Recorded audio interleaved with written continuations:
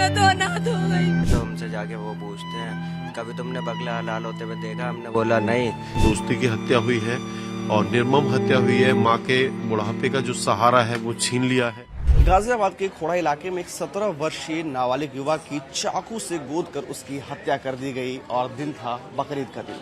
दरअसल सूर्या अपने दोस्त के साथ कहीं जा रहा था और अचानक से उसे 4 लोगों ने आके घेरा, जिसमें असद नाम का शख्स था, नवाब, आतिफ, मलिक और सारिक जैसे लोग थे, जिन्होंने पहले उसे रोका और रोकने के बाद उसे कहा कि आओ आज हम तुम्हें कुर्बानी दिखाते हैं, और उसके बाद ताबड़तोड़ उस पर चाकुओं से हमला किया गया। आनन फानन में उसे जल्दी से फोर्टिस अस्पताल ले जाया गया, जहां उसके डॉक्टर ने उसे मृत घोषित कर दिया है। आपको बताना चाहूंगा कि जो जानकारी मिली है कि पहले से ही इन दोनों के बीच में विवाद था। ऐसे में लगातार असद जो है पूरी कोशिश में जुटा था कि कब उसे सूर्या उसके हाथ लगे जहां वो उस पर हमला कर सके। ऐसे में जब 28 मई के दोपहर के तकरीबन 3 बजे के आसपास की बात है, जब सूर्या यहाँ से ठीक दूसरी गली में जा रहा था तो उसे उन लोगों ने मिलकर रोका और रोकने के बाद उसे के ऊपर जो है ताबड़तोड़ चाकुओं से हमला किया।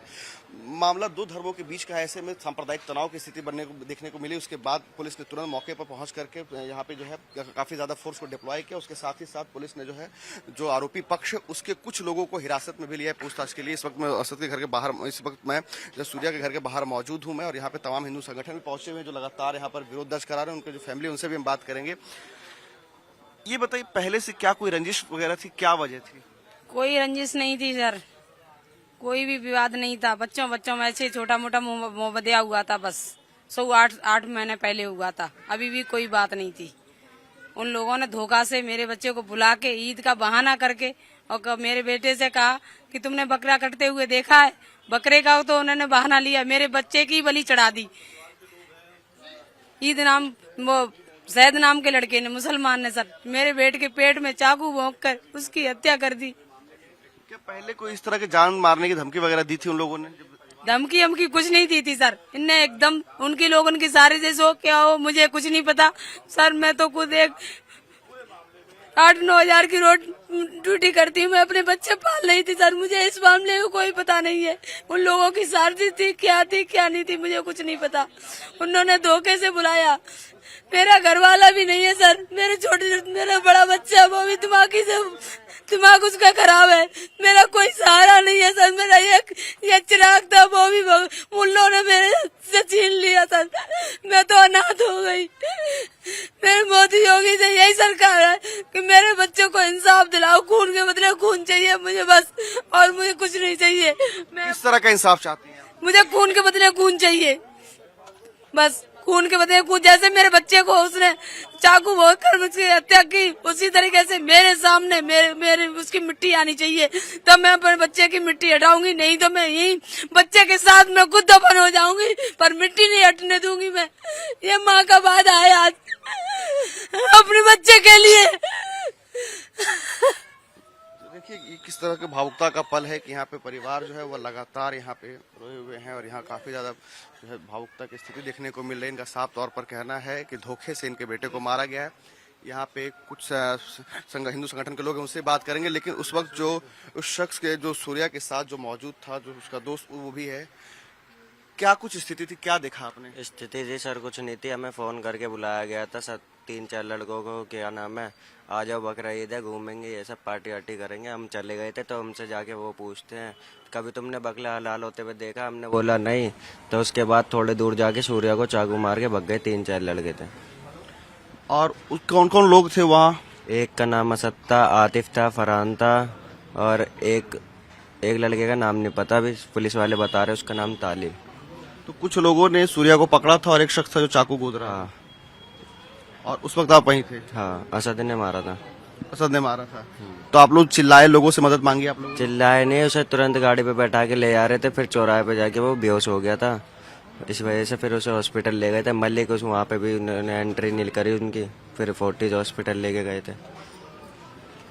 देखिए यहाँ पे कुछ हिंदू संगठन भी, हम उनसे बात करेंगे, वो भी लगातार यहाँ मौके पर मौजूद हैं। इसलिए एहतियात के तौर पे पुलिस और प्रशासन की भी यहाँ पर काफी ज्यादा तैनाती और मुस्तैदी है।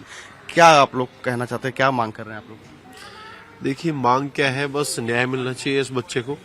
और जिस तरीके से दोस्ती की हत्या हुई है और निर्मम हत्या हुई है, माँ के बुढ़ापे का जो सहारा है वो छीन लिया है, और एक गलत प्रचलन इससे चालू होगा। क्योंकि इस तरीके से अगर बकरों और जानवरों की जगह मतलब जो है इंसानों की बलि दी जाने लगेगी, तो ये एक गलत प्रचलन है बिल्कुल। और मैं कहूंगा कि इसमें एनकाउंटर होना चाहिए, इसमें इनके घर टूटने चाहिए, एक ऐसा संदेश जाना चाहिए कि ताकि लोग आगे ऐसा सोचने में भी डरें, और इनकी आर्थिक मदद भी होनी चाहिए। मैं खुद इस बात की डिमांड करता हूं, सारे लोग इस बात की डिमांड कर रहे हैं कि मतलब जो है इनकी आर्थिक मदद होनी चाहिए, क्योंकि ये किराए पर रहते हैं। और जब हम उस बच्चे से मिलने गए थे, वहां पड़ा हुआ था वो हॉस्पिटल में फोर्टिज में, तो बहुत ही एक यंग बच्चा है, 17 साल का बच्चा, जो जिसने भी 10वीं के पेपर दिए हो।